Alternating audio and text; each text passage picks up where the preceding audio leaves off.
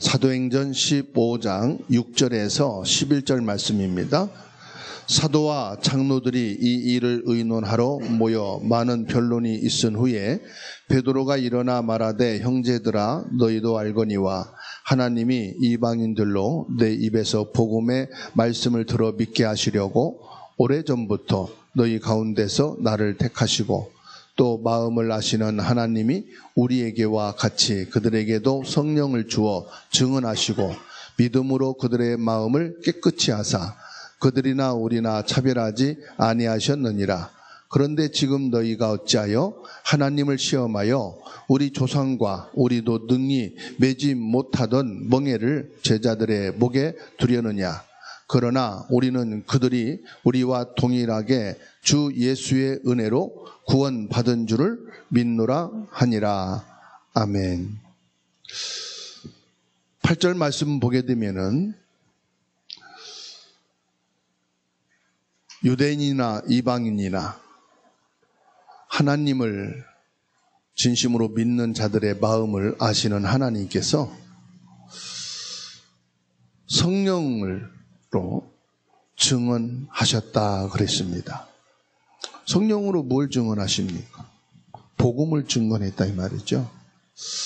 그래서 오늘 이 15장의 말씀을 통해서 우리가 복음을 증거할 때 내 지식으로 하는 것이 아니고 성령으로 복음이 증언되어야 됩니다. 그래서 성령으로 복음을 증거하라. 사도행전 15장 8절에서 11절 말씀. 하나님께서는요, 유대인이나 헬라인이나 이방인이나 모든 사람들이 다 복음의 축복을 받기 원합니다. 하나님은 신자만 복음 받고 구원 받게 하는 것이 아니라 불신자도 이 복음을 받아야 구원의 축복을 받습니다. 하나님의 축복은 우리가 너무 육신적인 기준으로만 해석을 합니다. 건강의 축복, 경제의 축복, 자손의 축복, 장수의 축복, 부흥과 성장의 축복. 그거는 축복으로 말하면은 하나님의 축복의 근원에 들어갈 수가 없어요. 하나님의 축복이다 그러면 뭐냐? 복음으로 구원받는 것이 하나님의 최고의 축복이에요. 그래서 먼저 구원의 축복을 받아야 돼요. 그러면 하나님께서 우리에게 축복하시는 방법이라면 그렇지만 굳이 말을 해야 되면은 하나님이 사람을 축복하는 방법이 뭐냐? 오늘 6절에서 11절 말씀을 그냥 지나가면 안 돼요. 대충 보고 그냥 흘러갈 수 있거든요. 이 말씀 속에서 우리는 뭘 봅니까? 이 이스라엘 나라에 아주 오래된 이 이스라엘 민족이 가지고 있는 이걸 봐야 돼요. 전통, 그 다음에 이 율법. 물론 이스라엘 백성들이 출애굽을 해서 광야 생활을 시작을 하는데 너무 무질서한 거예요. 네 것, 내 것도 없고 그럴 수밖에 없죠. 430년 동안 노예 생활이 하다가 출애굽을 해서 이제 자유를 얻게 되니까 이 질서가 없는 거예요. 지금으로 말하면 막 성추행과 성폭행과 도둑질과 거짓말이 일상생활이 돼버리는 거예요. 그래서 하나님께서 어쩔 수 없이 이들에게 뭘 주었느냐? 이 십계명을 주신 거예요. 계명을 주신 거예요. 그리고 하나님 그러면 뭐 아무거나 그냥 하나님이고 하나님 기도하면 된다고 그러고 하나님은 뭐 여기 계시다 저기 계시다 이렇게 말씀하셨다 그러니까 아예 계명을 딱 주셔가지고요. 하나님 외에는 다른 이름 부르지 마라. 하늘과 땅에 어떤 형상이든지 너희를 위해서 만들고 거기에 빌지 마라. 오직 여호와 하나님만 믿고 경배해라. 그리고 예배도 뭐 무질서해. 자기가 하고 싶은 대로 막 아무 데서나 하고 그러니까 안식일을 지키라. 그리고 아무 거에나 하나님의 이름을 붙여가지고 약속하고 함부로 여호와의 이름을 망령되게 막 하지 말아라. 이게 그냥 질서를 잡아가는 거예요. 하나님이 무질서하니까. 그러면서 뭘 말씀합니까? 내 이웃의 여자를 탐하지 말고 도둑질하지 말고 삶에 대해서 쭉 십계명을 주시는 거예요. 계명을. 그런데 이것을 하게 된 이유가 뭡니까? 하나님의 참된 축복, 이 구원이 얼마나 귀한 건지 모르니까, 이 복음이 절대 언약인 걸 모르니까 이 계명을 통해서 하나님께서는 정리를 하신 거예요. 그게 전통과 규례입니다.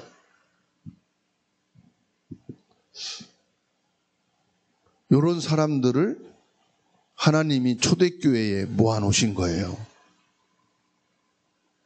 이 초대교회를 통해서 뭐 하느냐?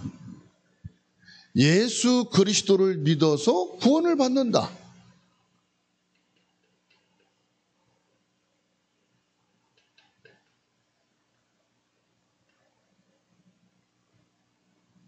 그러니까요, 이 예수 그리스도를 믿어 구원받는다 이 말을 하니까 충격이 되는 거예요.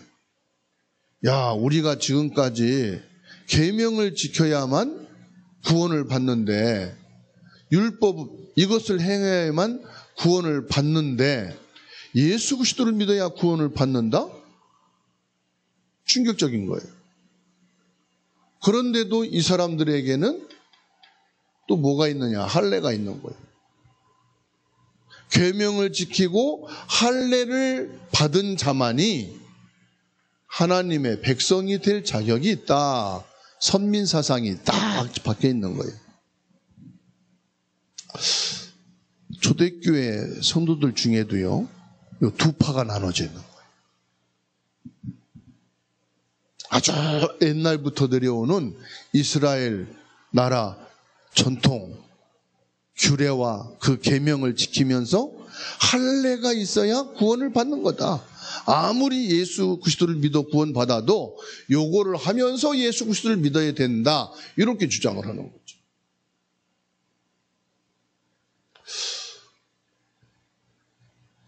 왜 유대인 망했느냐? 요거를 버리지 못해서 그런 거예요. 예수님께서 요거를 요한복음 19장 30절 다 이루었다 그랬어요. 이것은 십자가에서 다 끝난 거다. 이제 전통, 율법, 할례 여기에 매이지 말아라. 그리고 이거를 다 지켜도 절대 해결 안 되는 게 있다. 그게 뭐냐? 사탄은 꺾이지 않는다. 그것까지도 예수님이 십자가에서 참된 제사장으로 끝내셨다. 할례를 행할지라도 원죄는 그대로 있어요. 참 제사장이신 그리스도여야만이 이 원죄 문제 해결된다. 그리고 영원한 지옥, 요거를 끝내는 유일한 길이 참 선지자이신 그리스도시다. 이 사실을 믿기만 하면은 너희가 영원한 하나님의 축복, 구원받게 된다. 그런데도요, 이게 먼저 각인된 게 안 빠져나가요. 이 유대인들에게 끝까지 자기를 괴롭히고 힘들게 한 게 뭔지 아십니까? 이겁니다. 전통과 계명과 할례받아야 된다. 그리고 은연중에 우리는 할례받은 민족이다. 우리는 할례받은 선민이다. 할례받은 하나님의 백성이다. 이게요, 안 빠져나가는 거예요. 그래서 하나님께서는 아브라함, 이삭, 야곱, 요셉 이들에게 뭘 주셨습니까? 창세기 3장 15절이잖아요.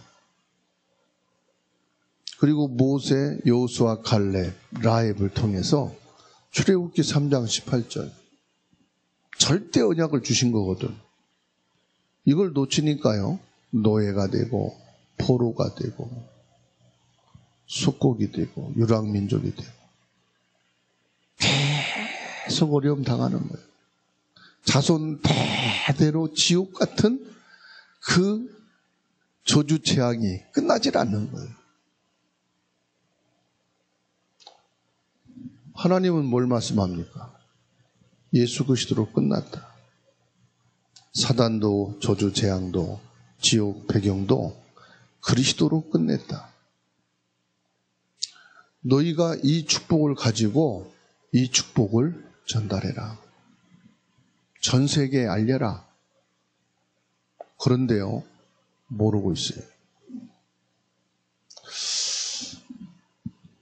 우리는 알아야 합니다.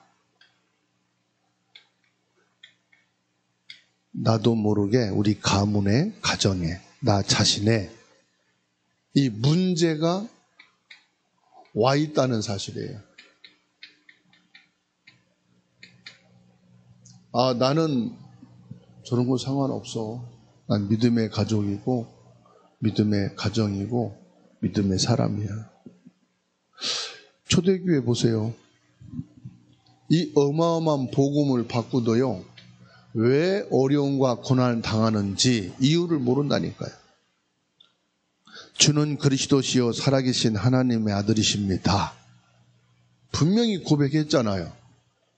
그러니까 우리는 복음의 사람이야. 17장 1절로 9절에 엘리야도 사라지고 모세도 사라지고 그리스도만 남았다. 그리스도가 아닙니다. 오직이 돼야 되는 거예요. 우리 렘넌트들이요, 나 그리스도 알아. 그리스도 믿어. 그리스도가 영접이 됐어. 다 그래요. 근데 뭐지요? 오직이 안 된 거예요. 모든 것보다 그리스도가 우선. 모든 문제 속에 그리스도가 먼저. 내 인생의 결론은 그리스도다. 이 오직이 우리 렘넌트들에게 안 되니까 이제는 우리가 부모님을 따라서 종교 생활을 하듯이 우리 렘넌트들이 당연한 것으로 그냥 그리스도지 뭐. 그래서 우리 렘넌트들이 그런 말을 해요. 나는 사회에 나가면 다락방이라 해서 이단이라고 이상하게 보고, 그리고 일반 교단에서 만나면은 너는 다락방 이단이라고 그러고, 자기는 다락방 싫고. 무슨 말이냐? 이쪽에도 싫고 저쪽에도 싫고. 한국 사람들이 미국으로 이민 가서 살면은 한국 사람도 아니고 미국 사람도 아니고, 자기 의식은 한국 사람인데, 미국 사람인데 얼굴은 뭐예요? 이방인이잖아. 동양인이잖아. 그래서 한국 사람으로 취급하고. 오늘 15장 6절로 11절 보면은 유대인들은 자꾸만 과거에 사로잡혀 사는 거예요.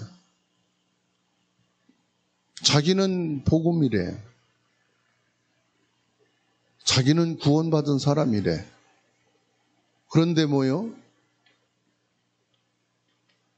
그 생각과 의식과 그 사람의 신앙의 바탕은 유대 종교자 깔려 있는 거예요. 지금 신앙생활하면서 우리가 나는 열심히 믿는다고 하는데 내 과거에 있던 체질과 의식, 이 각인된 데 내가 잡혀 있는 거예요. 그러다 보니까 나도 모르게 뭐가 와 있느냐? 문제가 와 있는 거예요. 도박으로 전 재산을 잃은 사람이 복음을 받고 치유됐어요. 정상적으로 회복됐어요. 그런데 어느 날 친구들과 도박장에 또 가게 됐어요. 끝난 줄 알았는데 거기 들어가 보니까 옛날 게 탁 들어오는 거예요. 눈이 빛나는 거예요. 피가 솟는 거예요. 아, 내가 아직 안 끝났구나. 그래서 어릴 때 담배 폈던 사람이요, 60대 담배 피면은 담배 맛이 살아난다잖아요. 그러니까 잊고 있었던 거지 먼저 있었던 과거가 끝난 게 아니에요. 그래서 저와 여러분들은 바울 사도의 고백을 나의 고백이 돼야 돼요. 날마다 죽노라. 목사니까, 장로니까 복음 받고 내가 몇 년이 지났는데 그게 내 의의가 될 수 없고 그것이 답이 아니에요. 사단은 죽지 않았어요. 20년 전에 나를 끌고 다니던 그 사단은 죽지 않았어요. 그때 역사했던 저주 재앙은 지금도 계속되고 있어요. 그래서 날마다 나는 죽노라는 게 무슨 말인지 아십니까? 나를 죽여야 되는 게 아니고요. 내가 죽는 길은 갈라디아 2장 20절에 그리스도와 함께 이것은 십자가에 못 박혀 죽었고 내 안에 사는 것은 그리스도다. 무슨 말이냐? 옛날에 나는 도박의 힘을 가지고 살았지만 그리스도의 힘 갖고 지금 산다. 옛날에 나는 놀고 재밌는 것으로 기준 삼았지만 이제 나는 예수 그리스도가 기준으로 산다. 이거 놓치면은요, 나도 모르게 넘어가 버려요. 나도 모르게 과거에 잡혀버려요. 지금 내게 와 있는 문제는 어릴 때 온 겁니다. 그걸 과거라고 그래요. 내게 무의식 중에 이것이 쌓여 있는 거예요, 과거가.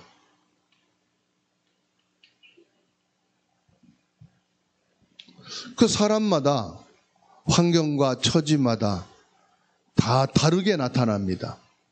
과거에 무의식 중에 쌓여 있던 그것이 사람마다 다 다르게 나타나요. 문제가 아주 다양하게 나타납니다.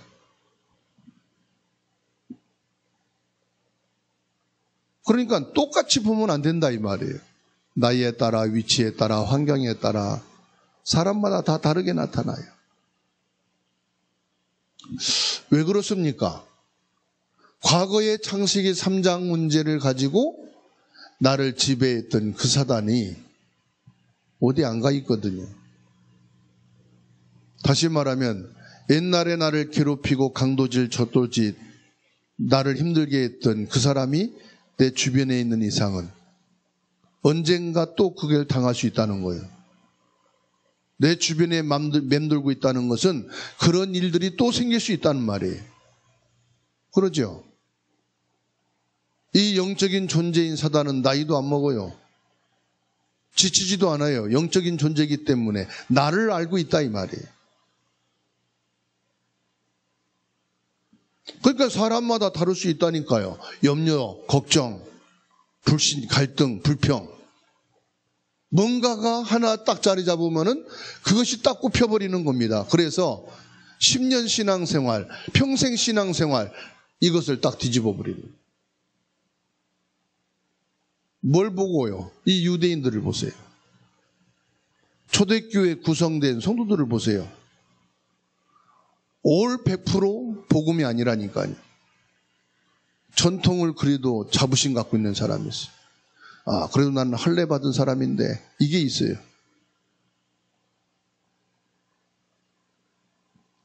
그래서요, 왜 성령으로 복음을 증가라고 했느냐?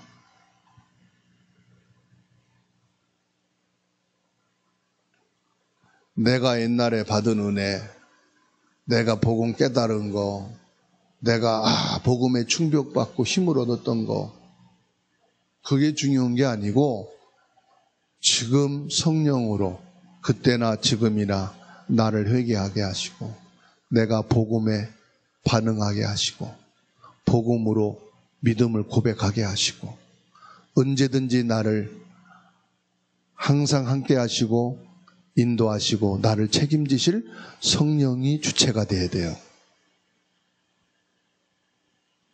그래서 성령 충만의 능력으로만이 해결할 수가 있다. 왜 예수님께서 마지막으로 주신 말씀이 오직 성령이 너희에게 임하시면 너희가 권능을 받고 그랬을까요? 성령 충만의 능력이 아니면 나의 과거, 상처, 무의식, 의식 속에 쌓여있는 것 해결받을 수 없습니다.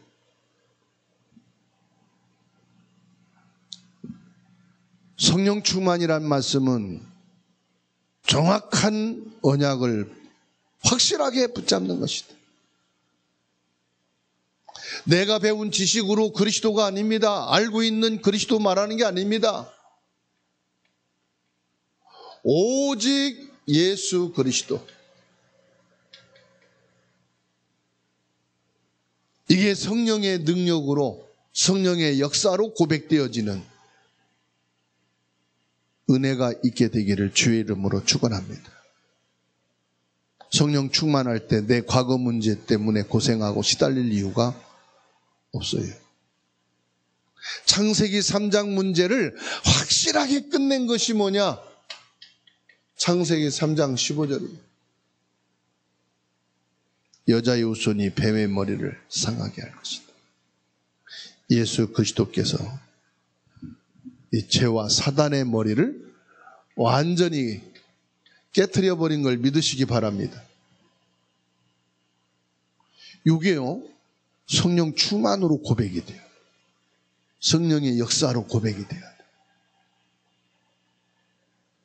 이때나 지금이나 이후에도 성령은 동일하게 예수 그리스도의 이름으로 역사하는 줄 믿으시기 바랍니다. 타락하고 가문과 가정에 영적 문제가 쳐들어왔을 때 창세기 6장 14절 방주 안에 들어오면 살아요. 그리스도 안에 있어야 산다 이 말이에요. 너를 위해서, 네 후손을 위해서, 생명을 보존하기 위해서 방주를 만들라. 이스라엘 민족이 애굽의 종이 되었습니다. 아무것도 말씀하지 않으셨어요. 출애굽기 3장 18절 양의 피를 바르라. 이거로 끝이에요. 양의 피 바르는 날 끝입니다. 예수 그리스도의 피로 내 모든 죄 씻음받고 질병과 흑암에서 완전히 빠져나오는 것입니다. 이스라엘 민족이 또 놓칩니다. 바벨론의 포로가 됐습니다. 이때 말씀을 주십니다. 처녀가 잉태하여 아들을 낳을 것이요 그 이름을 임마누엘이라 하리라. 하나님께서 재창조의 능력, 성령으로 역사하신 성령의 역사는요, 재창조의 역사요. 성령으로 잉태하시고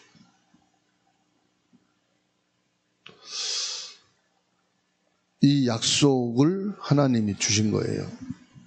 그리고 그 약속대로 오신 겁니다. 예수님이 직접 물었어요. 사람들이 나를 누구라며 너희는 나를 누구라 하느냐? 주는 그리스도시요 살아계신 하나님의 아들이십니다.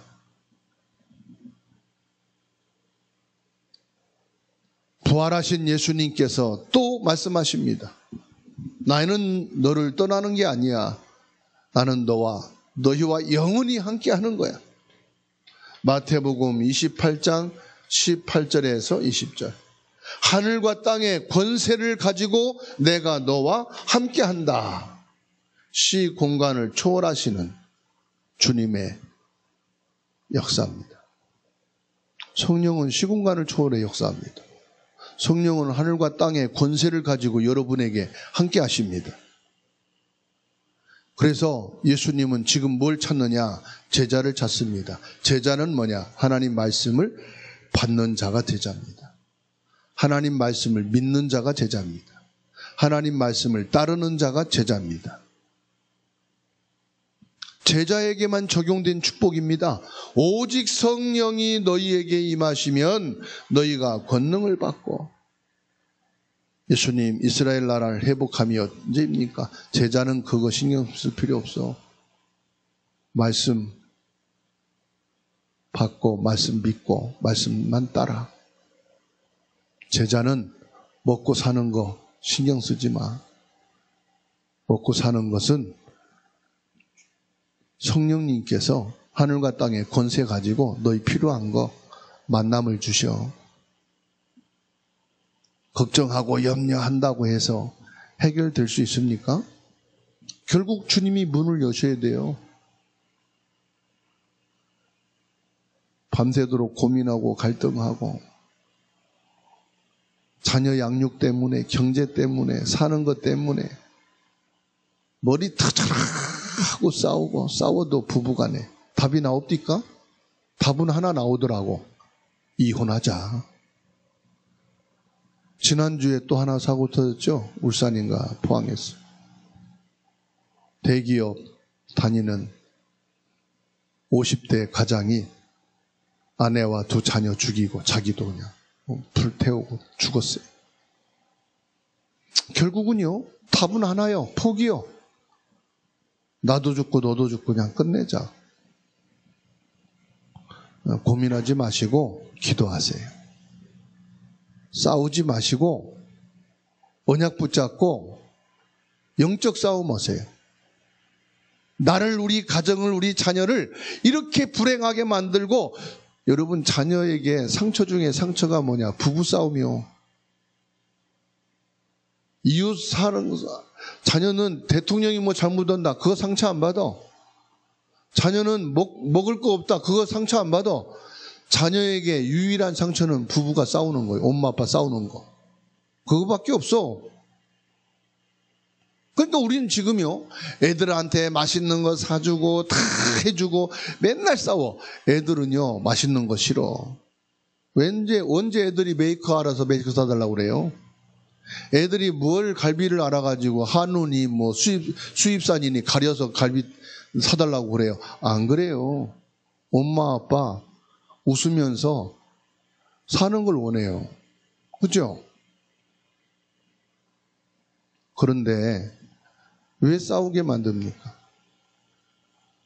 서로의 자존심과 서로의 상처를 긁어요. 부부싸움 할 때 좋은 얘기 없디까? 긁어가지고 막 아픈 얘기 합니까? 뭐든지 막 안 좋은 거, 상처받을 거를 끄집어내서 막 던지잖아요. 그러면 싸움이 나올 수밖에 없어요. 왜 그렇습니까? 사탄의 역사요. 사단이 아픔을 긁고 상처를 긁고 자존심을 긁고 그래서 어쩌라는 거예요? 살자는 건데. 싸우는 거 보면 한국 사람은 안 살자고 싸워. 내용은 살기 위해서 싸우는 건데. 그럼 이게 사단의 짓이요, 천사의 일이요? 완전히 사단이. 그래서 제자는 뭐냐? 말씀을 믿고 말씀을 따르는 게 제자예요. 성령 충만의 힘으로 우리 성령 인도 받읍시다. 성령 충만하지 않으면 성령 인도 받을 수가 없어요. 오직 그리스도 절대 언약을 붙잡고 과거에서 벗어나게 되기를 주의 이름으로 축원합니다. 체질도 바꾸고 생각도 바꾸고 삶의 방향도 바뀌면 얼마나 좋아요. 잘 바뀝니까? 안 바뀝니까? 잘 안 바뀌어요. 문제가 오면 그러면 뭐 해야 되겠어요? 우린 마귀 자녀가 아니고 하나님의 자녀예요. 구원받은 사람이기 때문에 복음을 고백하시. 문제가 오면 뭐 한다? 복음을 고백한다. 문제가 올 때 이리 좀 앉아봐. 와서 좀 계산 좀 하고 따지자. 그러지 말고 복음 고백하세요. 골방에 들어가서 여러분 빈방에 들어가서 복음 고백하세요. 주는 나의 그리스도십니다. 예수 그리스도는 나의 과거의 상처와 지금의 문제 배후에 사단을 꺾으신 참된 왕이십니다. 예수 그리스도는 이 문제 속에 이 저주 재앙의 근원을 해결하신 참 제사장이십니다. 우리 가정의 제사장이 되어주세요. 이 문제 저주 재앙 속에 제사장이 되어주세요. 지금 나에게 제사장이 되어주세요. 예수 그리스도께서 지금 우리 가정과 가문 내 인생의 길이 되어주세요. 예수 그리스도가 나의 참 선지자이신 길이 되어주셔서 인도해 주세요. 이 어려움을 피할 길을 열어주세요. 이 어려움을 헤쳐나갈 수 있는 길이 되어주세요. 문제 앞에 복음 선포하시기 바랍니다. 문제만 오면 과거로 복귀하지 마시고 옛날로 돌아가지 마시고 여러분 메시지 듣는다고 치유되는 게 아닙니다. 전도자의 삶을 살 때 치유가 돼요. 그게 무슨 말이냐? 나만 이런 문제 있는 게 아니라 내 주변에 있는 사람도 이 동일한 문제 때문에 어려움을 당하고 있다. 하나님, 내가 이런 문제, 어려움, 이런 갈등 때문에 이렇게 힘든데 내 주변에, 내 친구, 내 주변에 있는 사람도 이렇게 힘든데 이 사람에게 답을 주게 해주세요. 한번 해보세요. 난 하나님의 자녀다. 난 하나님의 능력으로, 하나님의 은혜로 모든 것 끝난 사람이다. 그런데 내가 이렇게 힘들다면 내 친구는, 내 주변에 있는 사람은 하나님 자녀도 아니고 하나님의 능력도 없고 하나님의 은혜로 끝내지도 않았으니 얼마나 힘들까? 그게 전도자의 삶이에요. 하나님은요 되게 기뻐하셔요. 하나님은요 여기에서 새로운 응답의 문을 열어주셔요. 반대편에서 응답의 문을 열어주셔요. 선교사로 간 어느 목사님 만나서 포럼했는데 그래요.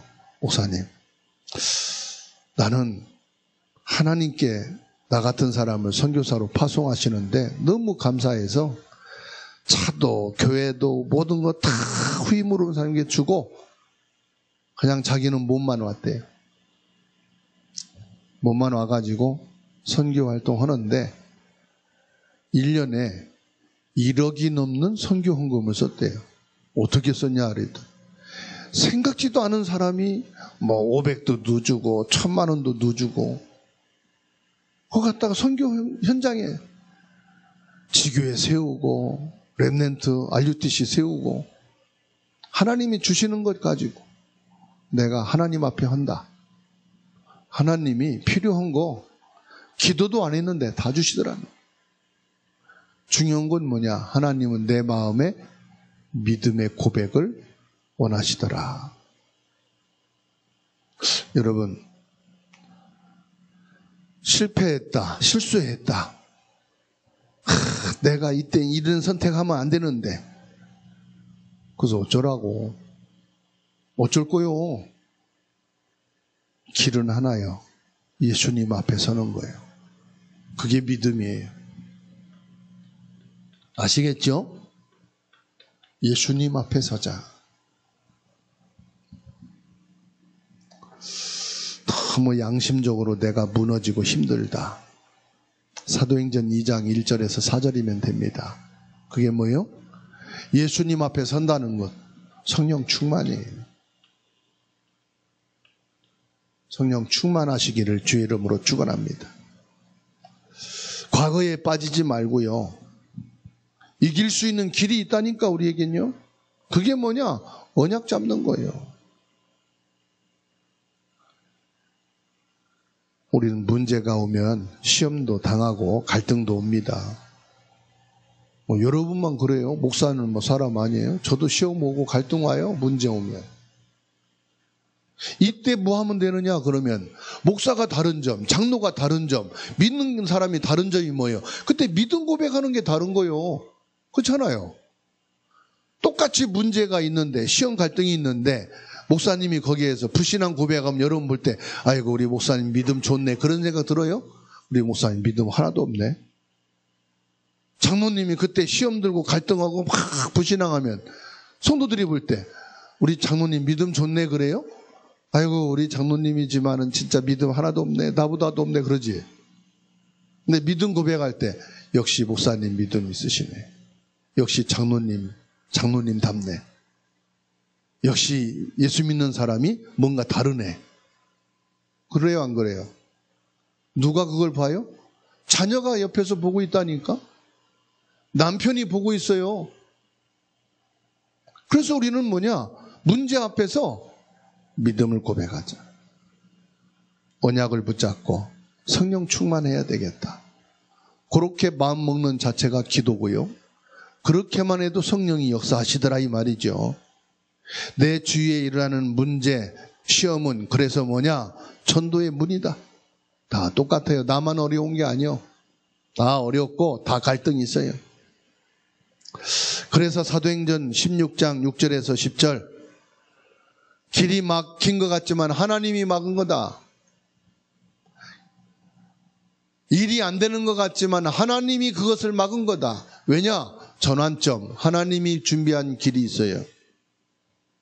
이유는 뭐예요? 마게도니아에 사단의 권세에 빠진 자, 마을마다 개인마다 귀신에게 사로잡혀 점쟁이에 의존하고 사는 사람들, 세상 문화 사단에게 완전히 잡혀서 청소년을 넘어뜨리고 있는 이 시대, 오늘 이 흑암에서 완전히 승리하는 축복의 날, 성령으로 복음을 증거하라.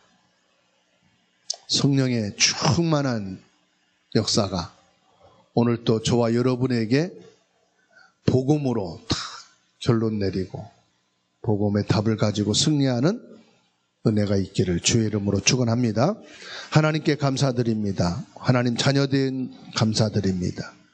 오늘 말씀을 절대 언약으로 붙잡고 치유받게 하시고 문제 올 때마다 올바른 신앙을, 믿음을 고백하게 하옵소서.